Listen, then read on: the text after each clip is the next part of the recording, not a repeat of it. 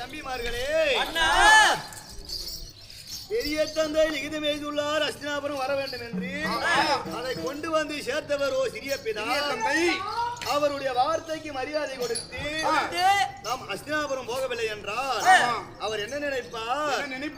அடடே, எவ்வளவு தூரம் நாம் வந்து இந்திரபிரஸ்தவத்தை தேடி வந்தோம், நம்முடைய அண்ணனுடைய பிள்ளைகள் நமக்கு ஒரு மரியாதை கொடுத்தார்களா பார்த்தாயா என்று அவர் நினைப்பாரப்பா. நாட்டு மக்கள் என்ன பேசுவார் தெரியுமா? பாண்டவர்களோ தகப்பனற்ற பிள்ளை, அது தருதலையாக ஆடுகிறது பார்த்தாயா என்று ஈவான சொல்லுக்கு வந்து இடமாகிவிடும். ஆமா, அதனால் நாம் அஸ்தினாபுரம் போகத்தான் வேண்டும். ஒரே மனதாக போகலாமப்பா. நமது தந்தையானவர் நம்ம எல்லாம் விட்டு இளம் பருவத்திலே முனிவரின் சாபத்தால் மரணம் அடைந்தார் அல்லவா? இன்று வரைக்கும் பாவித்து வருகிறோம். அவருடைய வார்த்தை காட்டி அஸ்தினாபுரம் போவோம். சூது மார்க்கம் ஏதாவது நடந்தது என்றால்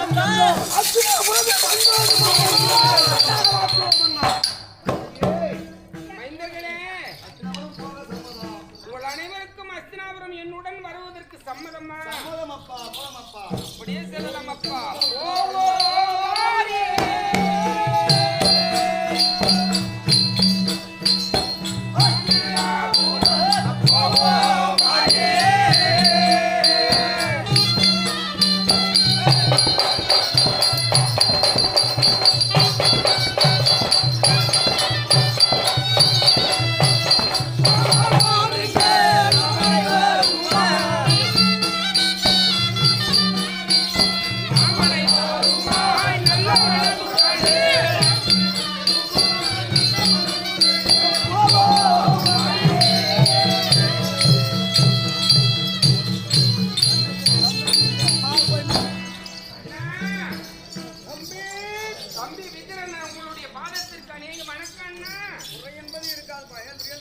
அண்ணா, உன் வார்த்தையின் வண்ணமாக இங்கிருந்து இந்திரபிரஸ்தவம் சென்று நம் மைந்தர் 5 பேர், திரௌபதி மருமகள் திரௌபதி 6 பேரையும் அஸ்தினாபுரம் அழைத்து வந்து விட்டேன் அண்ணா.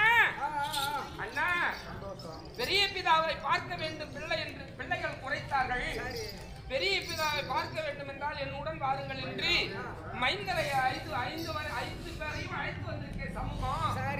மருமகள் திரௌபதியை மட்டும் அண்ணியின் அரண்மனையிலே விட்டு வந்திருக்கிறேன் அண்ணா.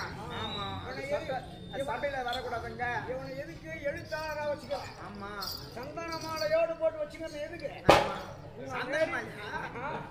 எனக்கு மூக்கல் மத்திருச்சு. இல்ல கை தடை பார்க்கும்போது தெரிஞ்சுக்கோ என்ன மாலை. சரி சரி, போடா, போயிட்டு போயிட்டு.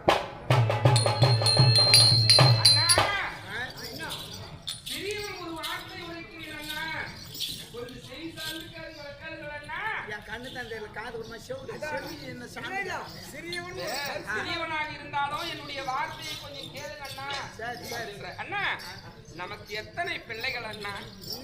தெரியாதா? நீ வந்து எழுத்தாளர் என்ற உனக்கு அறிவை நக்கிதா இல்ல?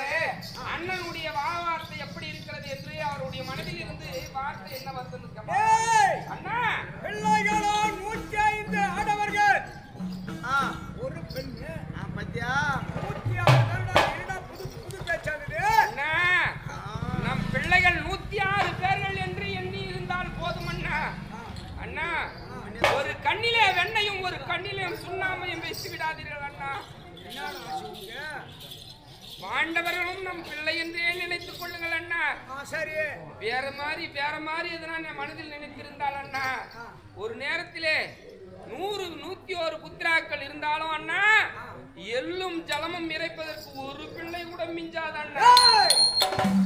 மதத்தான் சொல்லிட்டாரு 106 சொல்ற மாட்டேங்குது. ஆமா, என்ன பேச்சு நீ பேசுற?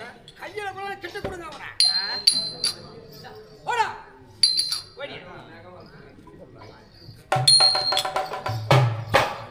சந்தியா எல்லாரும் வந்திருக்காங்க. 10 பேர் வந்துக்கிறாங்க. மகனியே தருமா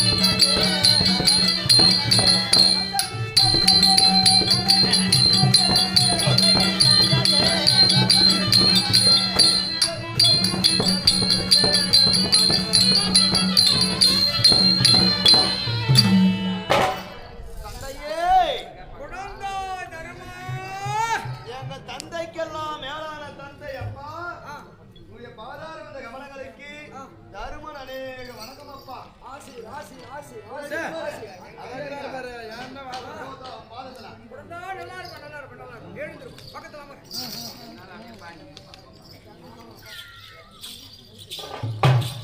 அருமை மகனிய சகாதேவா தந்தையே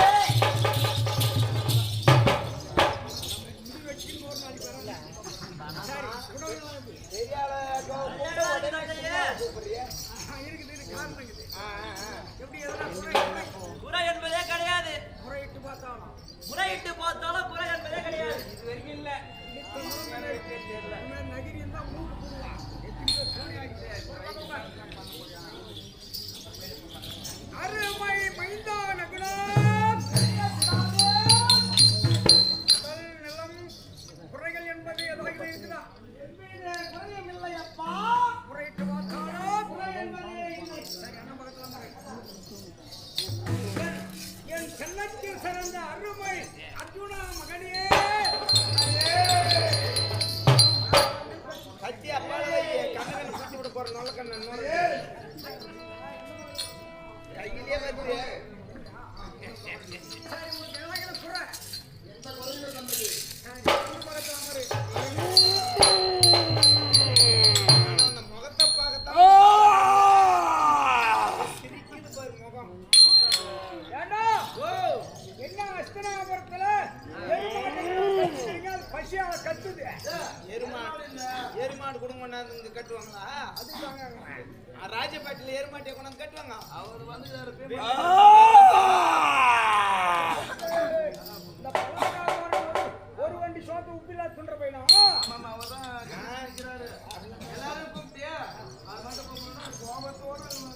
சரி, மகாராஜா நல்லா இருக்கிற பேர் மகாராஜன் கட்டு. ஏய், வர்றா, எல்லோரும் தலைமலையாருன்னா ஒரு நாண்ட ஒரு 20 பேர் நாண்ட 20 பேர் அவனை படம் போட்டு குடிக்கும். அவங்க என்ன பண்ண தெரியாது. மகனே பீமா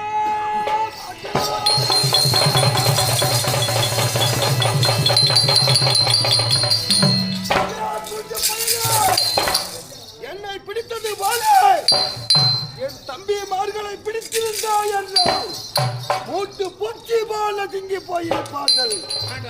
அதே கூட்டு பயலே உன் 100 பிள்ளைக்கும்